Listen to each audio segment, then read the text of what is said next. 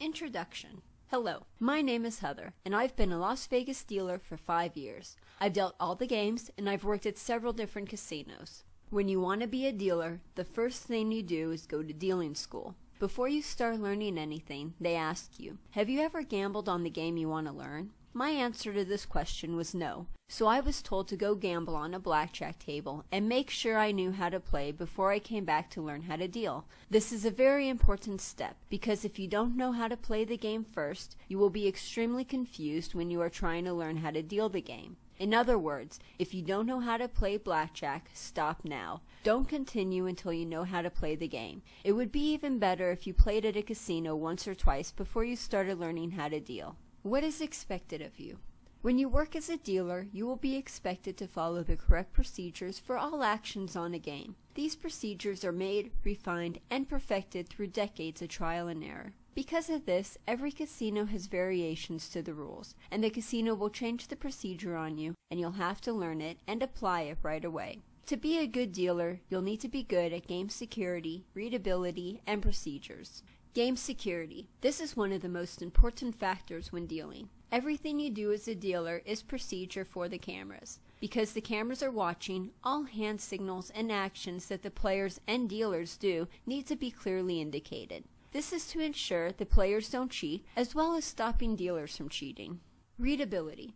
The floor, cameras, and players must be able to see and understand all of the dealer's actions at all times. This calls for readability, cleanliness, and order when dealing cards and paying bets. Each action must be laid out for all to see and read. Procedure. All actions by a dealer require a specific predetermined motion. The dealer must complete certain actions at certain times following a set procedure. Things are not done on the whim by the dealer. These actions have been standardized by casinos to bring a level of protection into the game. It is the most important tool a casino has to maintain the reliability and honesty of the game.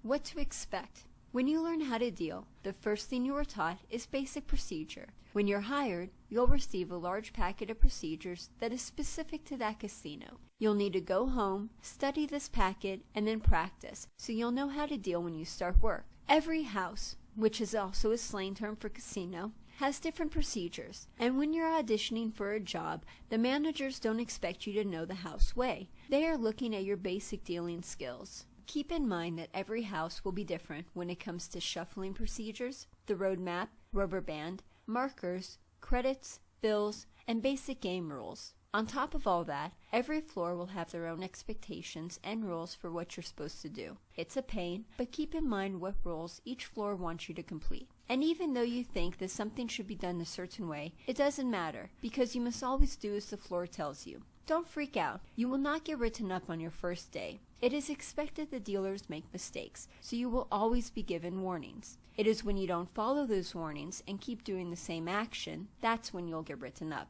Other parts of the job. Because you will be working with money, you will be expected to deal in a neat, clean, readable, and reliable way. This includes verbal calls, which you will notify the floor of what you are doing. You must make these calls. We will go into alert calls more later. Also, you'll be asked to sign many pieces of paperwork. You must check all of the information on that paper because if there's anything wrong, your signature is on there and you will be the one to get in trouble. Usually the paperwork is correct, but there have been plenty of times where it has been wrong. You must not sign your name unless it is fixed. The blackjack table layout. Layout. The layout is the felt covering over the table. It can be any game. In the past, the layout was normally green, but casinos now have an assortment of designs and colors. Under the layout, there is a pad of foam or sponge rubber so that the table will be soft and it is easier to handle the cards and checks. Apron. This is the part of the table that is the closest to the players. It is clearer print and it is where the players store their chips, ashtrays, or drinks. Betting circle. The betting circle is where the players place their bets, and this area is usually marked. The wager must be in the betting area to be a legal wager. Most casinos have 7 betting areas per table so 7 people can play, but you will usually only see 6 chairs. Insurance line. This line is the area that the players use to place their insurance bets. The bet has to be in this area to be a legal insurance wager. Center of the table. This is the area where the dealer shuffles the cards. Rack. The rack is the metal tray in front of the dealer. This is the dealer's bank, and it is where all the checks are held.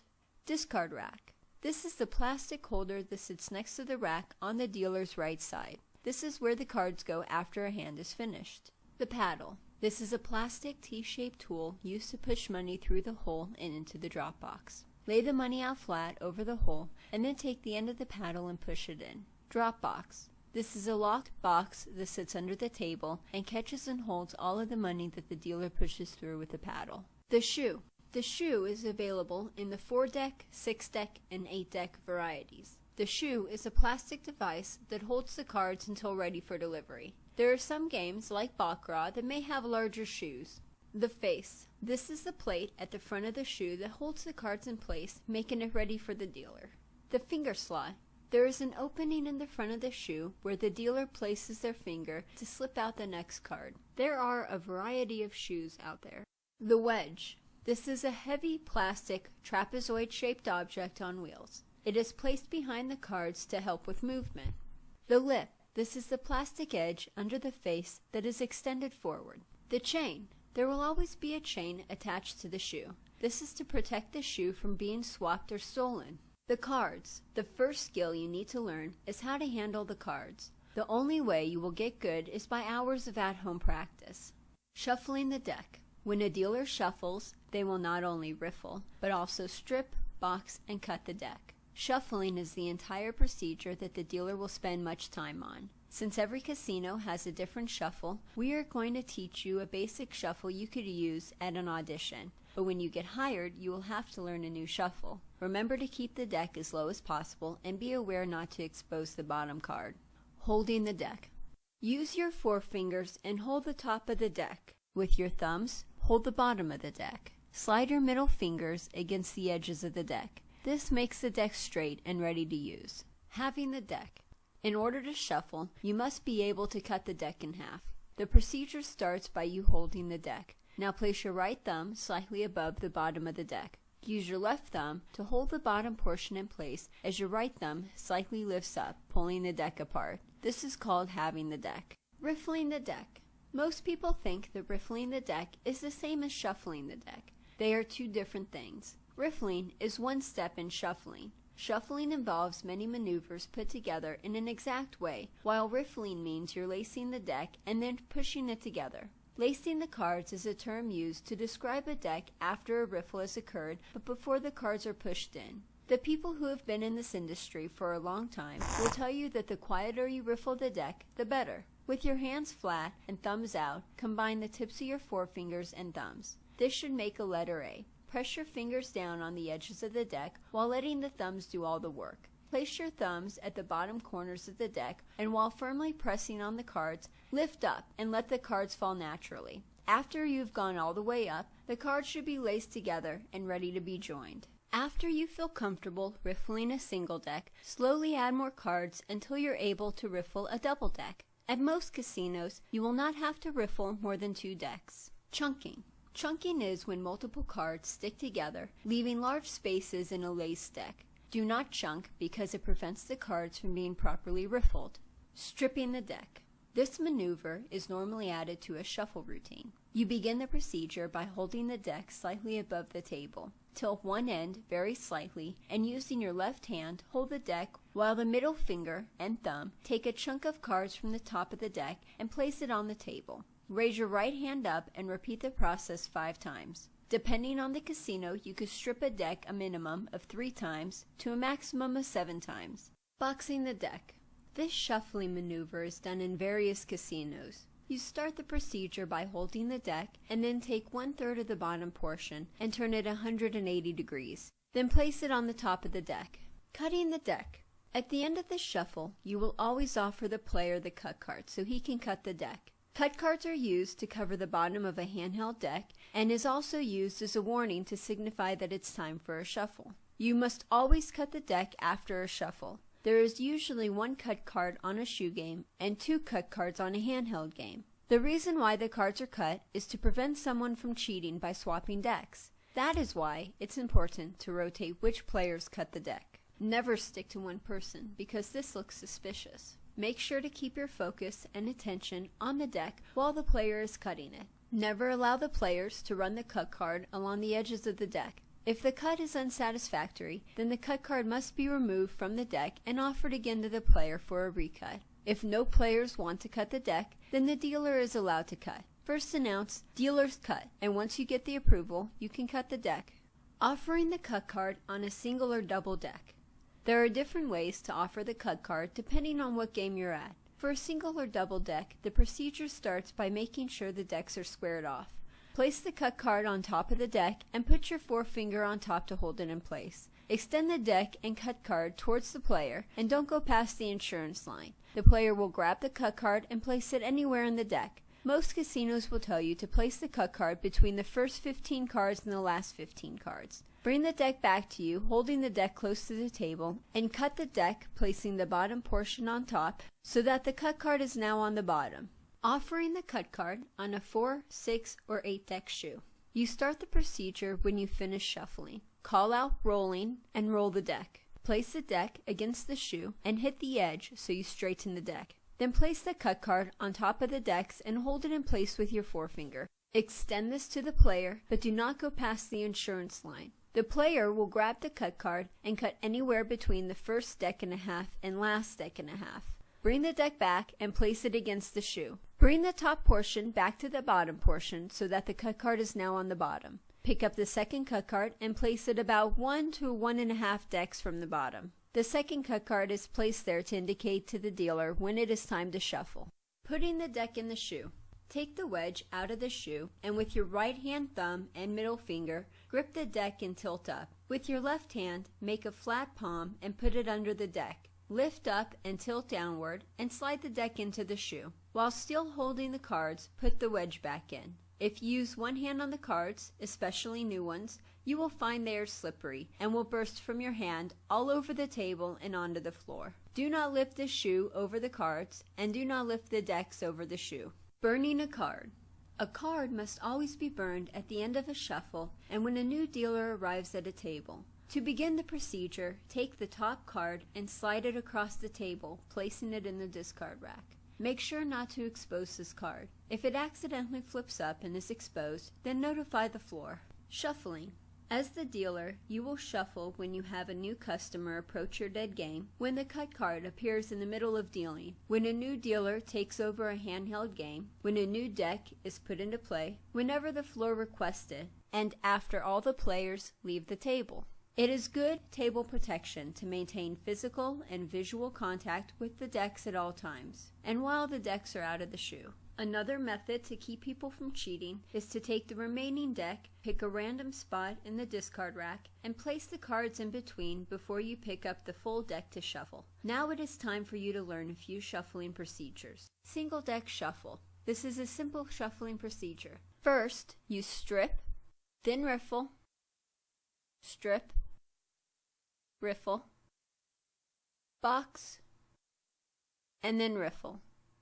When you cut the deck, make sure to cut it at least 10 cards on either side. Burn a card. Double deck shuffle.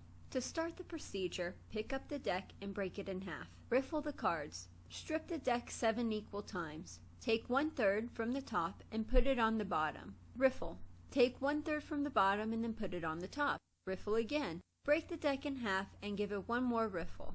Cut the deck with at least 20 cards on either side and then burn a card. 4, 6, or 8 deck shuffle. To start the procedure, take the cards from the discard rack and put it in the center of the table. Then break it into 2 equal stacks. Take approximately 1/4 of the deck from each stack, then riffle, strip, and riffle. Then place the working deck in the center above the shuffling area. Take approximately 1/4 of the working deck with 1/4 of the deck from the left stack. Riffle, strip, riffle. Then place these cards on top of the working deck. Take 1/4 stack from the right and then riffle, strip, riffle. Repeat this pattern until all the cards are shuffled. When your working stack holds all the decks, separate the stack again into 2 equal parts. Take 1/4 of the deck from each stack and riffle, leaving the cards laced. After all the cards are shuffled, give an alert call to your floor.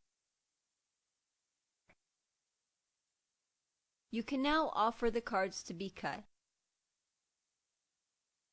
Place the deck in the shoe and burn a card. Washing the deck. You will always wash the deck after getting new cards. Take the deck and swirl them in a circle. With your hands open and fingers spread, blend the cards together. This will mix the cards up and stop someone from accusing the house of fixing the deck.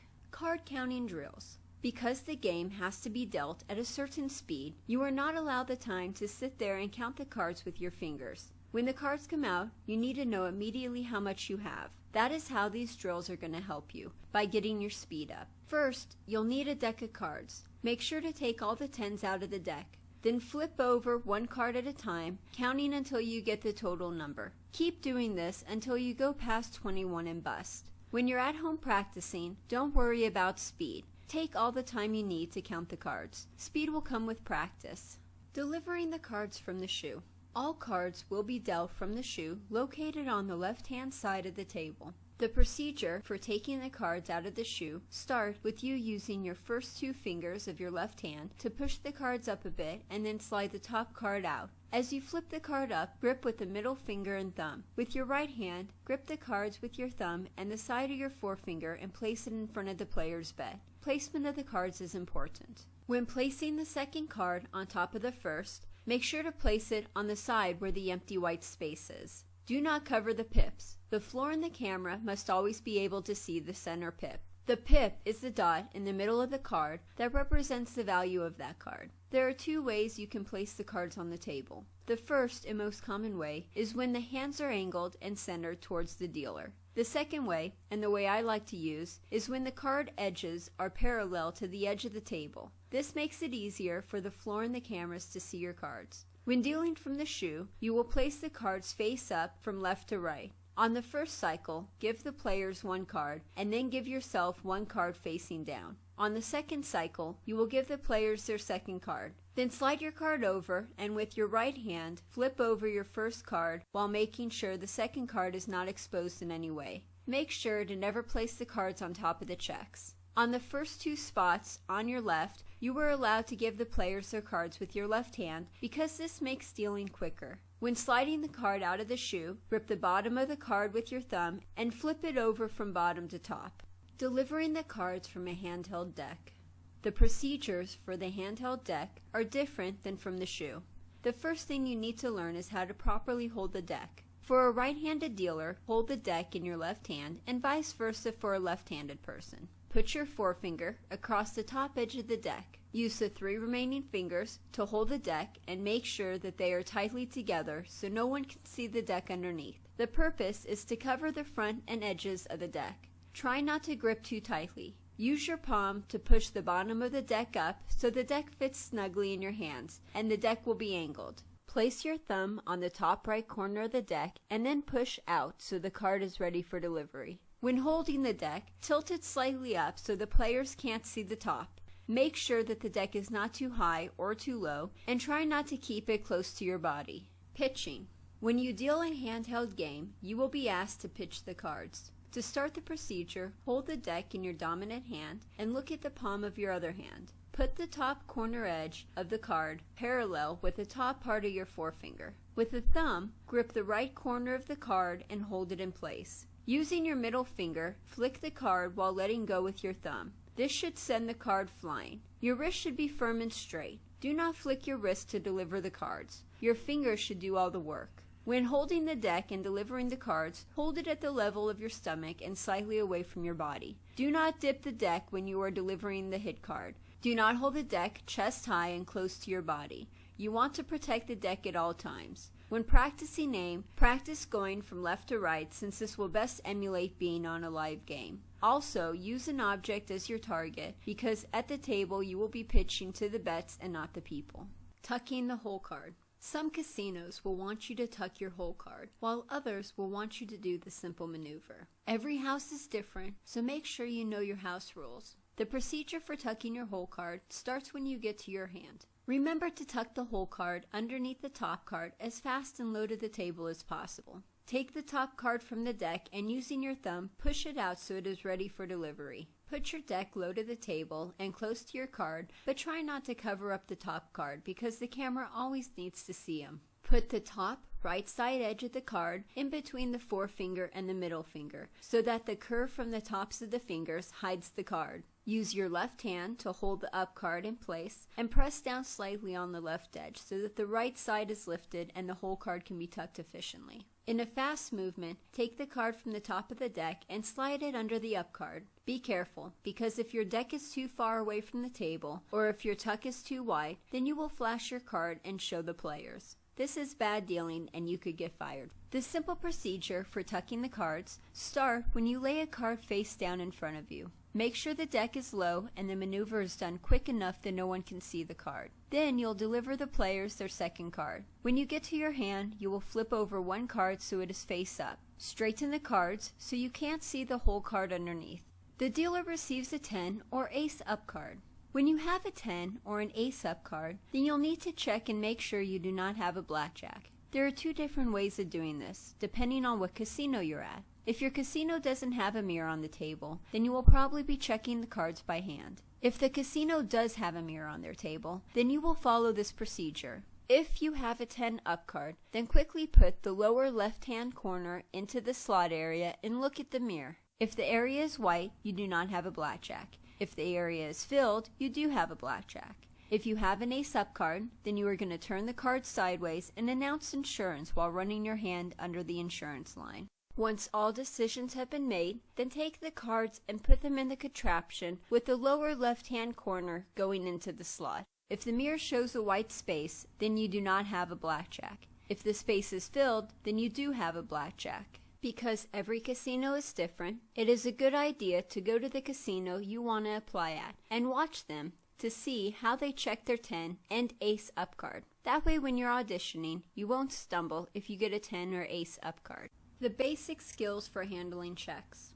Most of the dealer's time is spent handling checks. That is why it is important to practice this at home. You will cut checks when you make change, pay or take bets, and when you verify a bet. The reason why checks are used is because it makes it easier and faster to deal a game, and the checks are easier for the cameras and the floor to read. Always keep the higher denomination closest to you so you can protect those chips. Crumpled bills everywhere would slow things down to such a crawl that no one would ever want to gamble. Cutting the checks. This is a term used to describe the physical act of handling the checks. The word originates from the act of using the forefinger to separate the stack of checks. Sizing into the bet. This is the standard way to cut checks because it is fast, easy to see, and because it provides good game protection. Sizing into the bet makes it hard for a nervous break-in dealer to mess up. To start the procedure, grip a small stack of checks in your hand and use your thumb and pinky to push the bottom of the stack next to the bet. Place your forefinger on top of the bet and slide the tip of your forefinger back into the stack you're holding as you lift up, leaving a stack of the same size as the original. Never drop cut on a blackjack game. For games such as craps and roulette, drop cutting is useful. The reason why you're not allowed to drop cut is because it is easy for a dealer to cheat by overpaying the player's bet. Picking. This is a very useful skill when getting checks out of the rack. You will usually pick up no more than 5 checks at a time. The procedure for picking checks starts with reaching into the rack. Use the index finger and thumb to pick out the required amount while keeping the chips in between your 2 fingers. When the required amount is picked, you will then deliver the checks. Bridging. There will be times when you need to bridge the checks. Size into the bet and place the extra chips on top of the 2 bets. Bridging the checks makes the bet easier to read for both the player and the cameras. When paying a bet, never splash the checks, always bridge them. Stacks. The checks are stacked in a set of 20. A good floor will be able to tell a proper stack just by looking at it or feeling it. Experienced dealers, floor, and camera surveillance can easily spot a stack of 5. Each denomination has the total set amount per stack of 20. One stack of dollar checks equals $20. One stack of $5 checks equals $100. One stack of $25 checks equals $500. One stack of $100 checks equals $2,000. And one stack of $500 checks equals $10,000. If there is a pile of chips of the same denomination on the betting circle, then that pile must be broken down into stacks. There are 2 methods for doing this. The first method is used if the check denomination is $1, $5, $100, $1,000, or $5,000. If the pile is between 1 and 5 checks, then the pile is one stack. If the pile has 6 checks, then it is broken down into 2 stacks of 3 checks each. If the pile has 7 checks, then it is broken down into 2 stacks of 3 checks each, plus 1 on the side. If the pile has 8 checks, then it is broken down into 2 stacks of 4 checks each. If the pile has 9 checks, then it is broken down into 2 stacks of 4 checks each, plus 1 on the side. And if the pile has 10 checks, then it is broken down into 2 stacks of 5 checks each. When handling a 20 stack of $1,000 or $5,000 checks, always prove the last stack of 5 checks by 2 stacks of 2 checks each, plus 1 on the side. $500, $1,000, and $5,000 checks are not to be used unless directed by the floorman. The second method is used if the check denomination is $25 or $500. If the pile is between 1 and 4 checks, then that pile is one stack. If the pile has 5 checks, then it is broken down into one stack of 4 checks plus 1 on the side. If the pile has 6 checks, then it is broken down into 2 stacks of 3 checks each. If the pile has 7 checks, then it is broken down into 2 stacks of 3 checks plus 1 on the side. If the pile has 8 checks, then it is broken down into 2 stacks of 4 checks each. When handling a 20 stack of $500 checks, always prove the last stack of 4 checks by 2 stacks of 2 checks each. All money transactions must be seen from all sides and plainly understood. Never stack checks higher than their max and use equal stacks when possible. Players must stack their multicolor bets in a certain order so the bet isn't messy or hard to read. The largest denomination must be on the bottom, second largest will be above that, and so on until the smallest is on top. When paying a multicolor bet, break down the bet into stacks of the same denomination and then size into them. Leave the checks broken down. It is the player's responsibility to stack the checks back up. According to the people who have been in the industry for a long time, the quieter you handle checks, the better of a dealer you are. The game. All bets must be made in the betting circle. Money or checks that are outside of the circle or in between the circles are to be considered invalid. Say no bet and push the checks back towards the player. Scan the layout to make sure that there are no players betting under the minimum or over the maximum, and that the checks are stacked correctly before you deliver a card. Once the card is dealt, there can be no changes to the bet. On a handheld deck, the players can only touch the cards with one hand. Do not let them hold the cards with 2 hands. On a shoe, the players may not handle the cards. If a player touches the cards, don't overreact. Explain the rules politely. Players should never touch other players' cards or the dealer's cards. Hitting the players' hands on a shoe game. Now that the cards have been dealt, it is time for the players to make their decisions. Start with the first bet on the left and wait for the player to indicate their decision with a clear hand signal. Do not take out a card until the player has made the signal. When the player makes a hand gesture, it should always be besides or behind their bet. As the dealer, you must make sure that the player never signals over his bet or in front of his cards, because this will block the view of the cameras and make it easier for the player to alter their bet. Never accept a verbal direction. The player must give a hand signal because the cameras need to be able to see the player give you his decision as a hand signal. If you ever deal someone a soft hand, for example a soft 13, then you must announce it as 3 or 13. Hitting the player's hands on a handheld game. The dealer will use their thumb to push the top card out. With your right hand, grasp the card with your middle finger and ring finger being on top and your forefinger and thumb under the card. Flip the card from bottom to top. Set the card in front of the betting circle. This is a quick delivery that keeps the dealer in control of how their table looks and keeps the game going. Hitting the dealer's hand. Once all of the players' hands are done, it is time to flip over your card. Take your thumb and forefinger and grip the top card. Use the top card to flip over the whole card, and then place the top card to the right of the whole card. All the additional hit cards must be placed on the right-hand side of the dealer's original 2 cards. The dealer's cards must have a space in between them and also be in a straight line so that they can be seen clearly by the floor and the cameras. The dealer must stay on hard 17 and higher, and they must hit on soft 17 and lower. Being a break-in dealer, it is a good idea for you to announce the total of your cards before starting the take and pay procedure. Taking and paying bets. The take and pay procedure will be performed many times per shift whenever a dealer wins or loses. Always make sure to start at the bet furthest to the right and go to the left. Compare the player's cards to your cards one at a time before moving on to the next hand. Always relook at the player's cards and mentally double check to make sure that you counted right. If the player loses, take the money first, as many checks as you can hold, and then put them in your rack. After all the bets have been gone through, pick up the cards. Sort the checks out after you have put the cards in the discard rack. Never sort through the checks on the table. If the player wins, pay the bet first. There are two different ways of paying the bet. The simplest way is called color for color, or you can convert. Pay all bets in the circle. Payoffs must touch all winning wagers. Double downs and splits may be paid outside the circle for clarity. After all the bets have been gone through, pick up the cards. Color for color.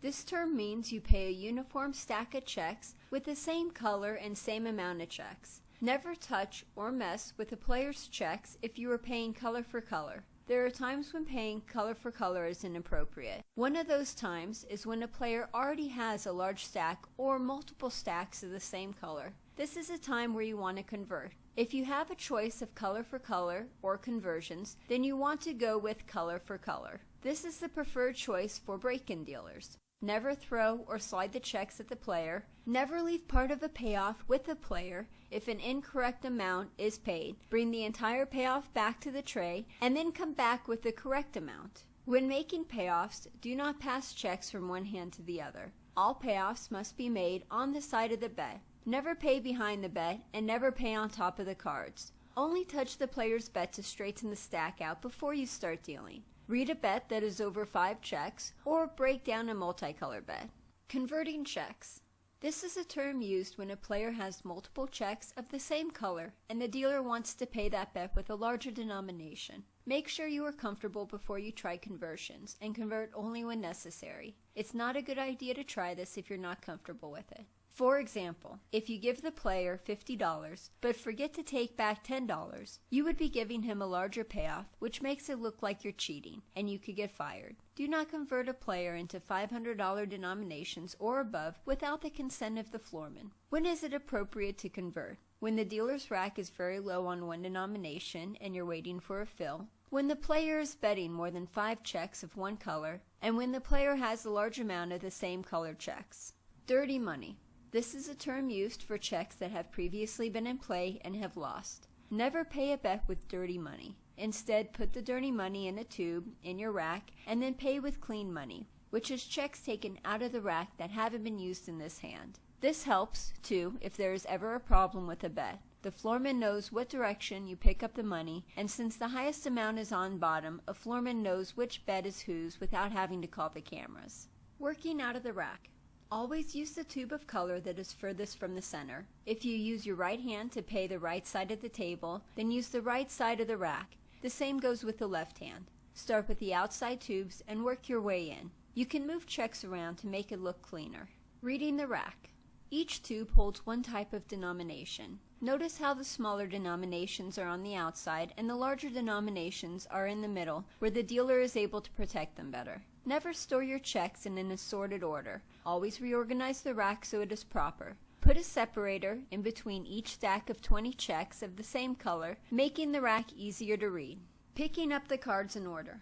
How you pick up the cards is important. There will be times when a player will argue a hand, and you will have to call over the floor to run back the cards. In order for him to do his job correctly, you had to do your job and pick up the cards in the precise order. A dealer will never run back the cards on their own. Start the procedure by picking up the dealer's cards first so that they are on the top of the stack. That way, when the dealer's cards are run back, the dealer's cards are the first ones out. At some casinos, they will want the dealer's cards to be on the bottom of the stack or the last cards out, so make sure you know your house rules. Then, starting at the furthest hand to the right, pick up the cards right to left using your thumb and forefinger to catch them as you slide in the direction of the cards. Hold the cards angled so that the bottom left corner of the card sweep underneath the next card, moving diagonally. Place the cards in the discard rack. Picking up the cards on a handheld deck. Because the cards will be face down on a handheld deck, you need to know the procedure for picking them up. Start with a player on your right and then go left. Grab the tops of the cards and flip them from top to bottom. Do not roll the cards over with the deckhand. Lay the cards in front of their bets in the correct fashion and then complete the take and pay procedure before going on to the next hand. Discard rack. When the shoe is finished, take the remaining cards out and turn the undealt portion of the deck 180 degrees and place it in a random spot in the discard rack. Double down on a shoe game. The double down card is delivered face up and perpendicular to the last card in the hand. Double down on a handheld game. There are two ways to deliver a double down card on a handheld game. The first and most popular way is to place the hit card face down under the player's double down bet. The second way to deliver the card is face down and perpendicular to the last card. Doubling for less. This is an abnormal move and you must give an alert call to your floor by calling out doubling for less. If the player wins, make sure you pay each bet individually. Doubling on a hard 12 or higher. This is another odd move the players do when they are counting cards. Always verify the player's decision before you call out doubling on a hard 12. Always deliver the card face up because if the player busts, then the bet must be immediately taken. Splitting. Make sure that the player does not bet less than their original bet. When one hand is a win and one hand is a loss, pay or take the bet individually. Don't just leave it. This is lazy and it looks bad for the cameras. On a handheld game, a split must be dealt face up. The player must use the same hand signals that they would on a shoe game. Depending on the casino, a player may or may not be allowed to double down after a split. Surrender. Surrender is available at some casinos. The player will announce surrender and using their fingers will draw a line behind their bet. You will take the player's bet and place it in the center left of the table. Then, with clean money, you will put up half of the amount of the bet. Place it on the center right part of the table where the cameras can see it. Then, place the clean money in the betting circle. Pick up the cards and place them in the discard rack. If you have an ace-up card, do not allow surrender until you've checked to see if you have a blackjack. The player cannot take surrender if the dealer has a blackjack. Blackjack. If the player gets blackjack, then they get paid 3-2, or 1.5 times their bet. As soon as the bet has been paid, the card should be put in the discard rack. When it comes to paying a blackjack, the 3-2 payoff is easier than it looks. You just pay the entire bet plus half. Just in case, I provided a chart with bets and their blackjack payoffs. There are two ways to pay a blackjack. The first and most popular way is to bridge the payoff. The second way is to place the payoff next to the original bet and to place the bonus amount next to the payoff. Remember to never alter or convert any part of the original bet. If there is a tip for the dealer, then that gets paid 3-2 as well. Insurance. When you show an ace-up card, you will turn the card sideways and offer insurance while running your hand over the full length of the insurance line. Wait 5 seconds to give the players time to decide, but don't take too long because you need to keep the game moving. The players must place their insurance wagers on the insurance line for it to be a valid bet. As the dealer, you must check to see if the player is over the maximum amount, which is half of the original bet. When everyone has decided, run your hand back across the insurance line while saying, "Insurance is closed." Why do you need to say this? Because saying this protects you from a player who puts money on the insurance line after you flip the whole card and then claiming it was a legitimate bet. Even money. If a player has a blackjack and they insist on taking insurance, explain to them that taking even money is exactly the same thing. If you have an ace-up card and the player has a blackjack, then ask the player if they want even money. If the player says yes, then before looking at your whole card, pay 1-to-1 on the player's original bet. Take the cards and place them in the discard rack, and then check the whole card. The total amount of the insurance bet can be combined and placed on the insurance line in the middle. Single deck. You only have one cut card that must be placed on the bottom of the deck, so how do you know when to shuffle? You don't want to be all out of cards in the middle of a hand. You could get written up for that. Because of this, you are given a formula for when to shuffle. You are only allowed to deal a certain number of hands based on the number of players. If you have one player at your table, then you deal him 5 hands before you have to shuffle. If you have 2 players, then you deal them 4 hands. If you have 3 players, then you deal them 3 hands. And if you have 4 or more players at your table, then you deal them 2 hands before shuffling. On a single deck, Blackjack only pays 6 to 5, not 3 to 2. So for every $5 bet, you pay $6. The dealer's tip would also get paid 6 to 5. If a player has an uneven bet that is not divisible by 5, then only pay even money on that odd amount above the normal blackjack payoff. On most single decks, there is no mid-deck entry. This means that no new players can start playing until the dealer shuffles the deck. At some casinos, players can only double down on 9, 10, or 11 and cannot double down after a split. Intermediate. Making change. You will complete this procedure multiple times per day. It will be completed by exchanging currency for equal or lesser value checks. There are 2 scenarios when making change. Change. When the player hands you money, you need to change it into checks. Take the cash and spread it across the left side of the table with the back of the bill facing up and all the bills facing the same direction and down. Separate the different denominations. Alert the floor by calling out change 100. The floor has to keep track of how much money you drop, so you must always notify the floor if the change is $100 or more. Take the checks out, cut them, and verify the amount. Take your hand away from the checks and wait a couple seconds so the cameras can get a clear shot. Stack up the checks and hand them over to the player. When handing checks to a player, never put the checks in a closed fist or in both hands.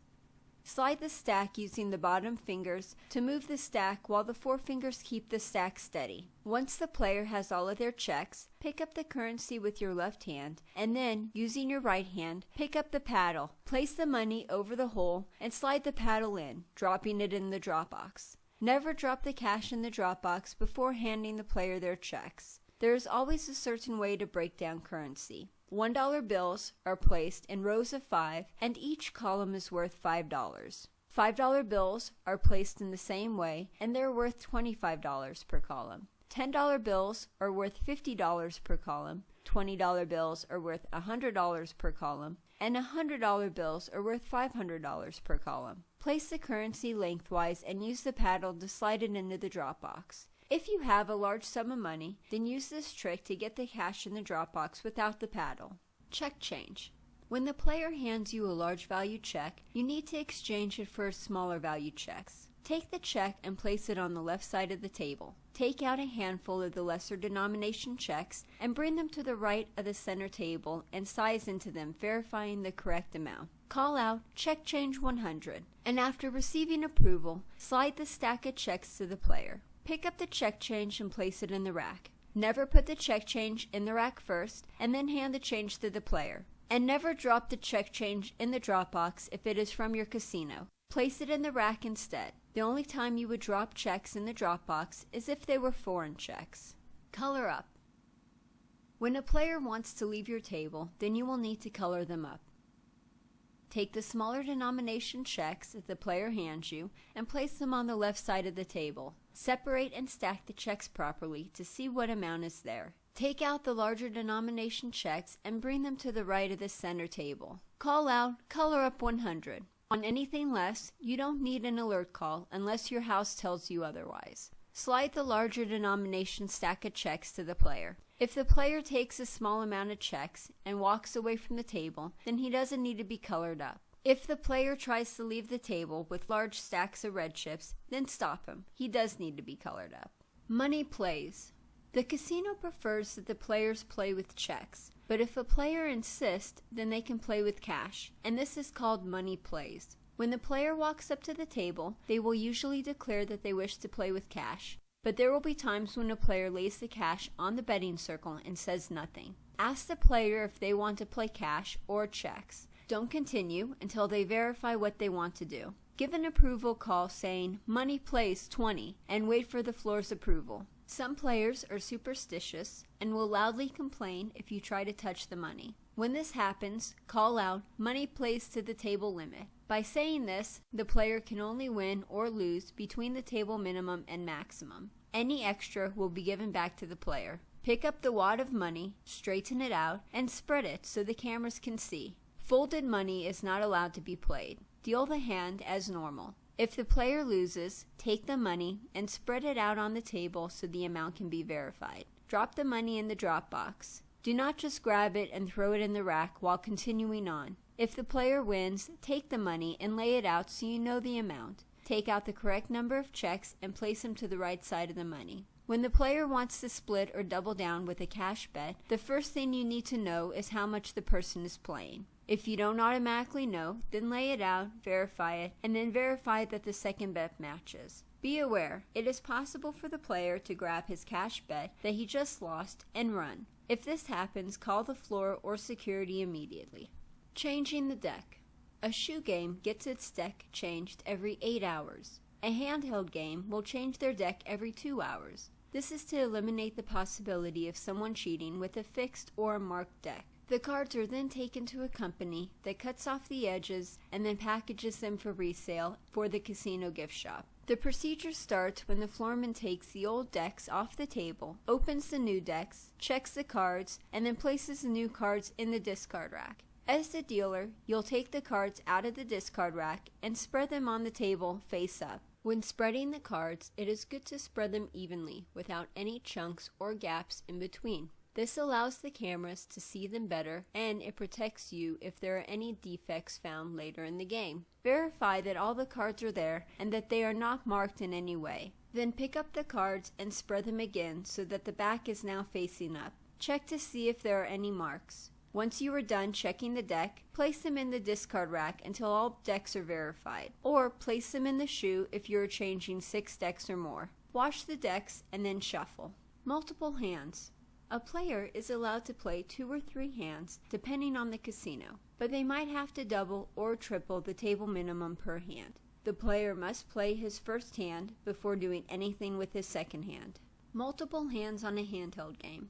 There are 2 methods you can use when pitching to someone who is playing multiple hands. For both methods, the first hand will always be pitched behind the bet. Now the first method involves you pitching the second hand in front of the second bet. The second method has you placing the second hand neatly in front of the second bet. The second method makes it easier to immediately tell if someone has touched the cards because then they would be crooked. The player must play his initial hand first before he can touch the cards on his second hand. The only exception to this rule is when the dealer has an ace-up card and is asking for insurance. Then the player can look at both hands to see if he wants to insure them or to see if he has a blackjack.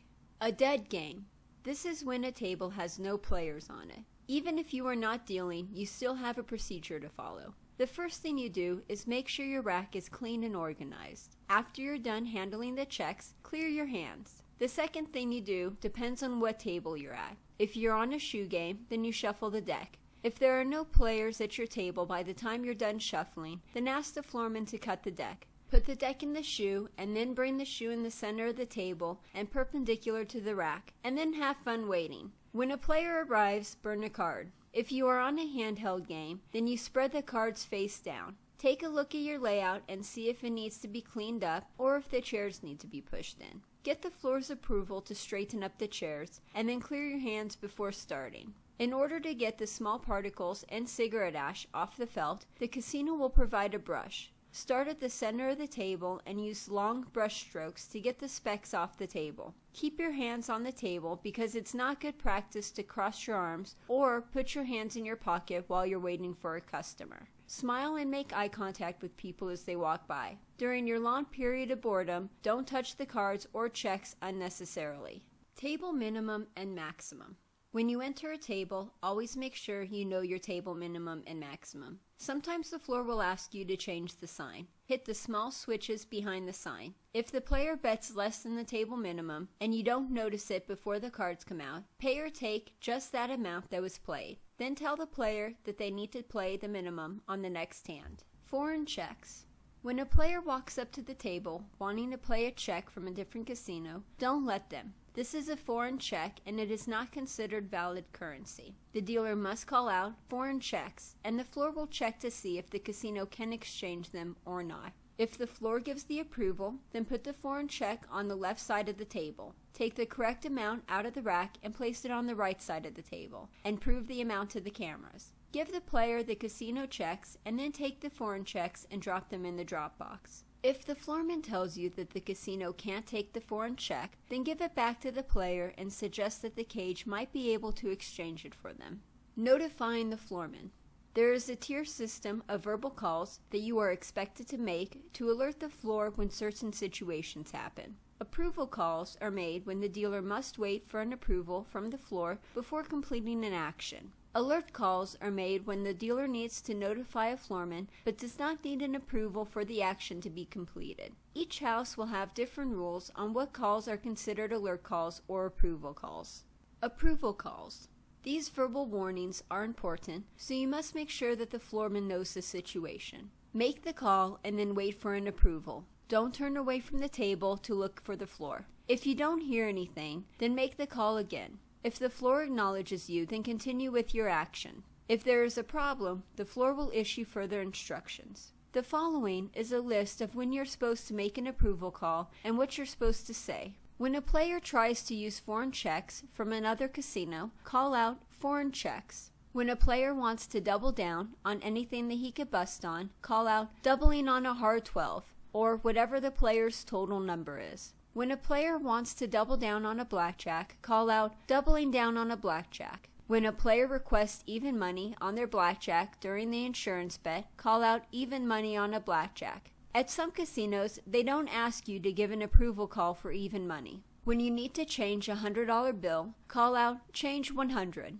When a player needs you to change their $100 check for smaller denomination checks, call out check change 100. When a player wants to bet cash, call out money plays 100, or whatever amount the player gambles. When a player wishes to leave the table, trade in their many small checks for 1 or 2 large checks. Call out color up 100, or whatever amount above $100 that the player colors up with. When a player suddenly plays a large bet compared to what he was playing before, call out checks play. When you're pitching a handheld deck and one of the cards goes over the table edge, call out card down. When you drop a check or roll it off the table, call out check down. When a player requests a marker, call out marker. When a player wishes to pay off his marker, call out marker down. And for anything that would make you break from your normal dealing procedure, call out floor, and they will come over and help you with your situation.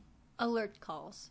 This is only meant to notify the floor. You do not need to wait for an approval before continuing with your action. When changing a $20 bill, call out change 20. When it's time for the dealer to shuffle the shoe, call out shuffling. When you are done shuffling the multi-deck and you need to roll it, call out rolling. If there are no players that want to cut the deck, then the only one left to cut is either the dealer or the floor. If the floor isn't around, then the dealer will make the cut by first calling out dealer's cut and then cutting the deck. When a player doubles down with less money than their original bet, call out doubling for less. When a player places his bet after a card has come out, or if he places his bet outside of the betting circle, then say no bet and push the bet back to him. Every casino is different.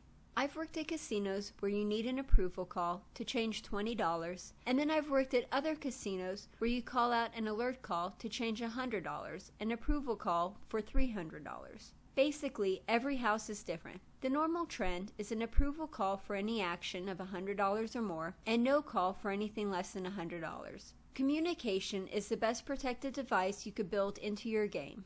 Advanced. Markers. Markers are basically a credit line that players are allowed to take. The player can take out a marker before or during the hand. Usually the player will walk up to the table and hand you their player's card while asking for a marker of a specific amount. Notify the floor by calling out marker. He will come over to your table, and that is when you'll give him the player's card while telling him the requested amount. If the player hasn't exceeded their credit limit, then the floorman will gather some lammers and place them on the table near the discard rack. Place the lammers on the left side of the table and then take the indicated amount out of the rack. Prove your stack and then look at the floor for approval before handing the stack to the player. Place the lammers in the rack and continue dealing the game like normal. 5 to 10 minutes later, the floorman will hand a clipboard with paperwork for the player to look over and sign. Then the floorman will hand you the same clipboard and you will need to verify the information on the sheet. If everything is correct, sign the paperwork. If not, tell the floor. Detach the second copy, fold it up, and drop it in the drop box. You will then initial the table card and place the lammers on the small clipboard and hand it back to the floor. Redemptions. Sometimes a player will walk up to your table and tell you, "I want to pay off my marker." Call over the floor by saying, "Marker down." When you get the approval from the floor, bring the checks to the center of the table and prove them to the cameras. If the player is paying in cash, then convert it to checks. When the floor brings over the lammers, place them on the left side of the table, and then you will get paperwork that you will need to verify. If everything is correct, then sign off on it. If not, then inform the floor. Detach the redemption slip, fold it, and drop it in the drop box. Initial the table card. Put the lammers on the clipboard, and then give it back to the floor. And then put the checks in the rack. Fills.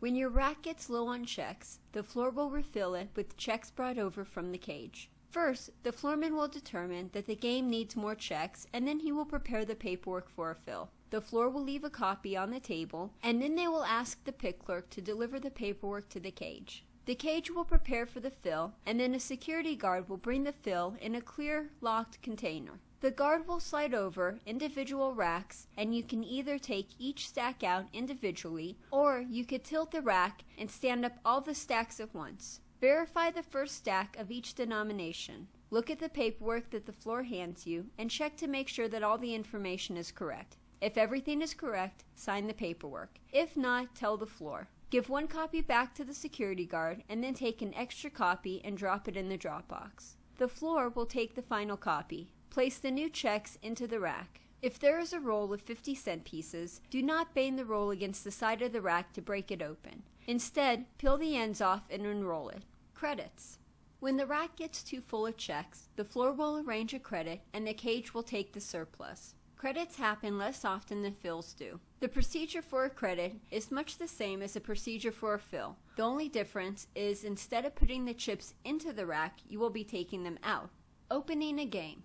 Wait at a locked game until the pit boss walks by and opens the lock on the rack. Don't take the lid off. Wait until the floor tells you that he has called the cameras. Then remove the lid and put it in the holder under the table. Take out the closing sheet and check to see if the amounts in the rack are the same as those on the paper. Both you and the floorman are responsible for counting the bankroll and verifying the numbers on the inventory slip. At some casinos, you will be required to prove each denomination above $25. If there is anything wrong, contact the floor immediately. After you are done with the chips, it's time to check the cards. Make sure the entire deck is complete. One time, I had 2 6s in a deck, and then at another casino, I had a 9 missing from the deck. Closing the game.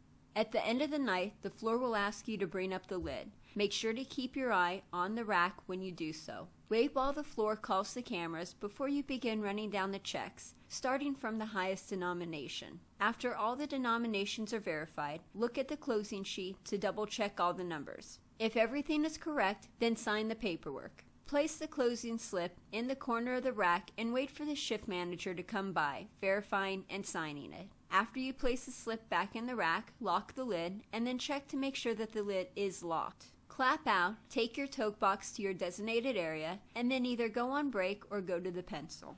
The road map, the rubber band, and the pencil. When you come into work, you will need to look at the road map. This map tells you what table you're going to be on for that shift. It also tells the shift manager where each employee is supposed to be. If you are on swing shift, then you will go from a road map to a rubber band towards the end of the night when the tables start closing. The rubber band is when the pit boss looks at a list with a paper clip next to the name of each person who needs to go on break next. Then he will find a dealer from the crowd who is usually standing in front of him to go and relieve the other dealer. This will continue until there are no more dealers standing around the pencil. The pencil is the name for the person who handles the road map and the rubber band. The relief dealer. When looking at the road map, you will notice that at the end of every string is a relief dealer. As a relief dealer, you are responsible for giving the dealers on your string their breaks. At the start of the shift, you must check to see if everyone on your string has shown up to work before you could start giving the dealers their breaks. If there's a dealer missing or late, then the relief dealer must notify management and cover that table. This is an important task for the relief dealer. Dealer's break.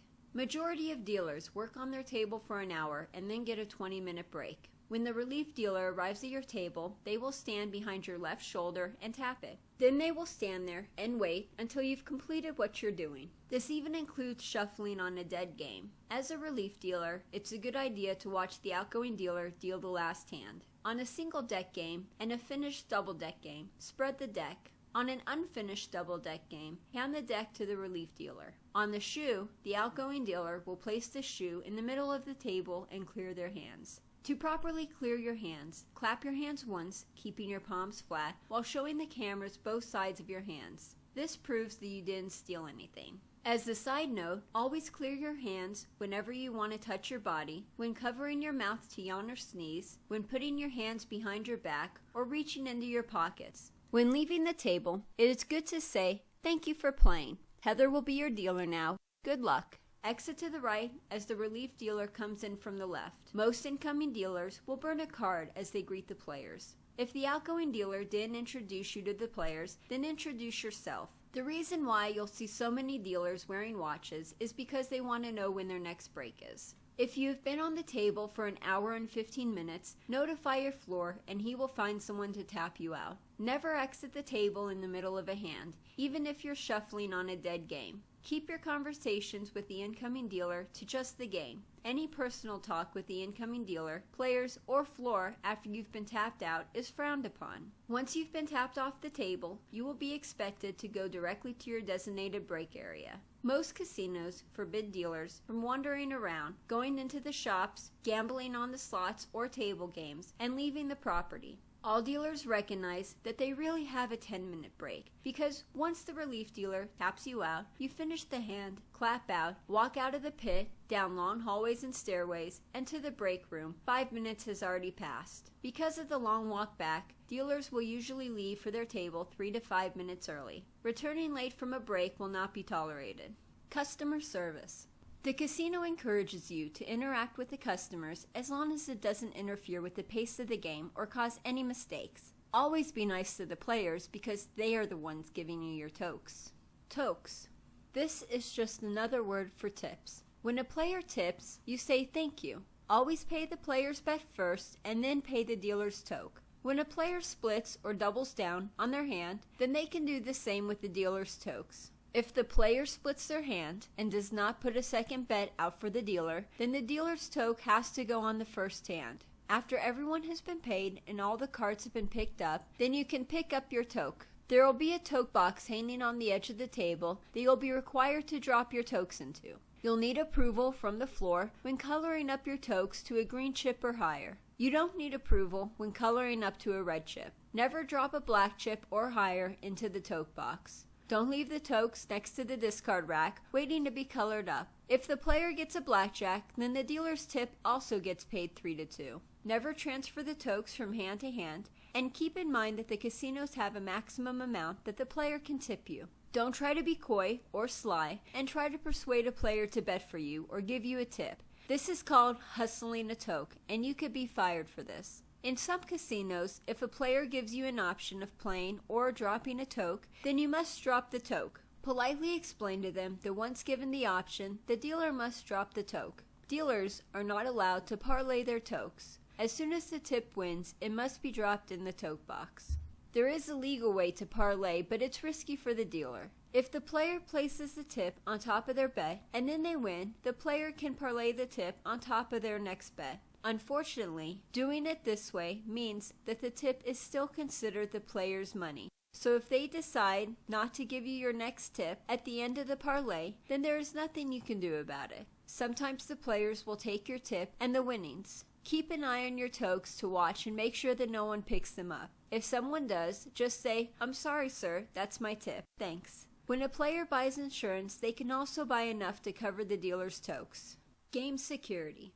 There are a couple extra steps you can take to strengthen your game security. Always case the layout. Check to see if there are any purses, wallets, glasses, or anything on the layout. Keep your eye on the table at all times and know the betting patterns of your players. Make sure there are no confusing bets, bets over or under the table limit, or situations that need to be taken care of before the cards come out. Never assume you understand what the player wants. Always get a definite answer. One of the best ways to case the layout is by walking the game. This allows the dealer to watch the table at all times. Keep your body square to the table and spread your feet in a wide stance. When you deal to the right side of the table, then lean to your right and turn your body slightly so you can see the entire table. Do the same for the other side. Never turn your back on the bankroll, even if you have a dead game. The rack must always be in your vision.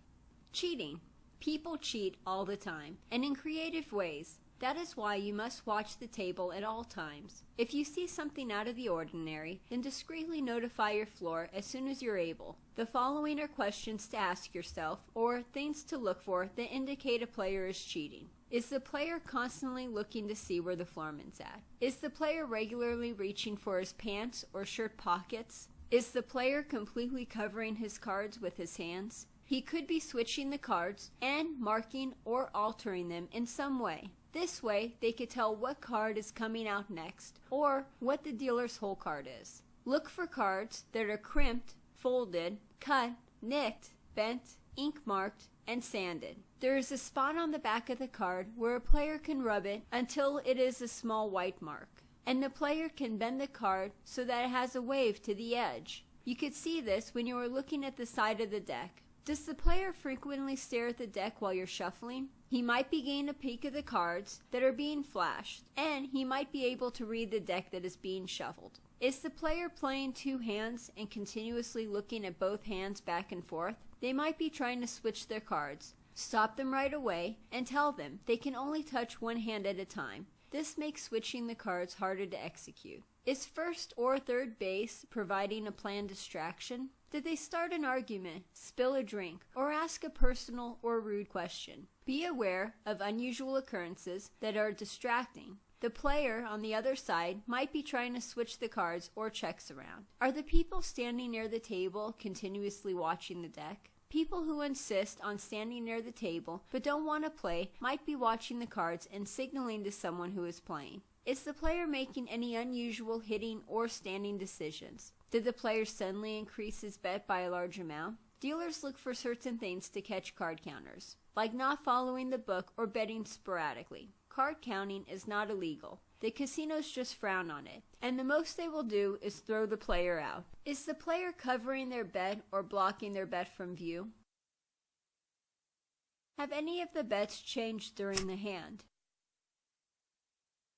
Is the player handling his checks near or above their bet? Is the player's hand near or over the bet? They could be adding or subtracting from their bet. When the player takes money off his bet, this is called pinching. And when he adds money to his bet, this is called pressing, or capping the bet. These players will usually choose first or third base, since those are the hardest spots to watch. Some ways to prevent this is to take a quick glance at all the bets and commit it to memory. Listen for the sound of clapping checks, because if you're in the middle of a hand, you shouldn't hear that sound. And don't allow the player's hand anywhere near the betting circle after the hand is started. Is there anyone near or on the table that is talking on their phone? They could be talking to a person who saw the dealer's hole card, or they could be using an application to count cards. If you see anyone with a cell phone, politely tell them to put it away. If there are any problems, then call over the floor person. Situations. Dealing.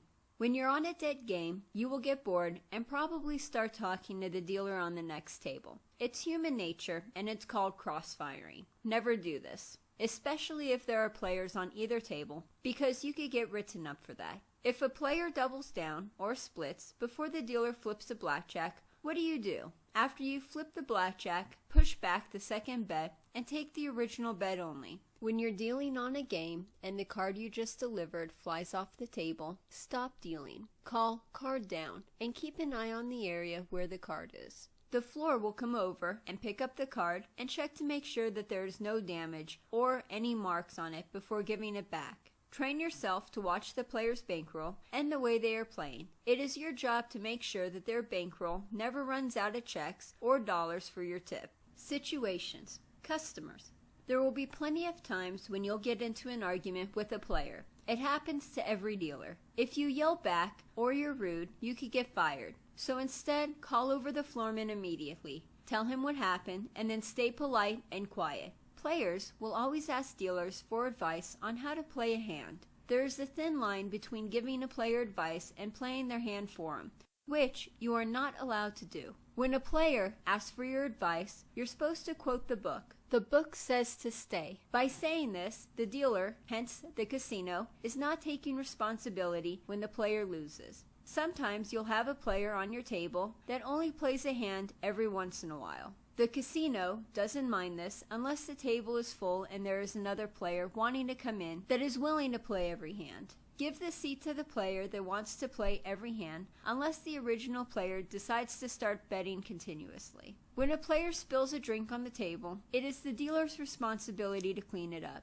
There should be a towel hanging from the underside of the table. If not, the floorman can bring you one. Never cover up the checks with the towel, and try to save the cards first and foremost. If the cards are marked by the liquid, then the floorman has to be called. Never knowingly put marked cards in the discard rack. During all this, you still have to watch the entire table, so don't get tunnel vision when cleaning up. Angle your body so that you can clean up the spill while still watching the table. Sometimes the player will put his bet in the betting circle after the hand has already started. Immediately say, "No bet," while pushing their checks back to them. No bets can be altered once the first card has come out. Occasionally, a player loses their stack of lucky checks and begs you to trade them. Tell them no, because the players can't switch one currency for another. Never take any currency or checks directly from the player's hand. Always ask the player to set the money on the table first and then pick it up. Casino management is allowed to change the table minimum and maximum at any time. Management may also allow a player to play below or above the limit.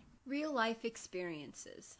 Normally, when a person wants to become a dealer, they find a dealing school with connections to a casino. When you start, you only need to learn one of two games, blackjack or craps. Craps dealers will usually only deal craps, and men tend to get hired more for this game. Blackjack dealers are also called table game dealers because they will often deal more than one game. Women tend to get hired more for these games. After you've trained for a while, the school will give you an audition to a break-in house. If the school doesn't have connections, then you need to apply to the break-in house yourself. You don't need a certification or any document saying that you passed your courses. All you need to do is go to the casino and pass the audition to get the job. Some break-in houses include the downtown casinos or the Gold Coast. If you don't live in Las Vegas, Reno, or Atlantic City, then consider the casinos around you as break-in houses. This means that they will hire people with little to no experience and train them while they're at work. If you're lucky, they will call you for an audition.